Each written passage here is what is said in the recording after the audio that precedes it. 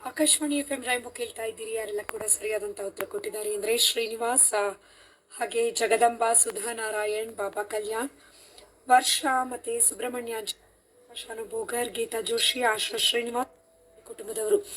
ಇಷ್ಟು ಜನರ ಉತ್ತರ ಸರಿಯಾಗಿತ್ತು. ಪಟಾಕಿಗಳಲ್ಲಿ ಕಾಣುವಂತಹ ಹಸಿರು ಬಣ್ಣ ಯಾವುದರ ಕ್ಲೋರೈಡ್ ಸಾಲ್ಟ್ ಅಂತ ಕೇಳಿದ್ದೆ. ತುಂಬ ಜನ ಸರಿಯಾದಂಥ ಉತ್ತರ ಕಳಿಸಿದ್ರಿ. ಆದರೆ ಮೊದಲಿಗೆ ಸರಿ ಉತ್ತರ ಕಳಿಸಿದಂತಹ 10 ಜನರ ಹೆಸರನ್ನ ಮಾತ್ರ ಹೇಳ್ತಾ ಇದ್ದೀವಿ.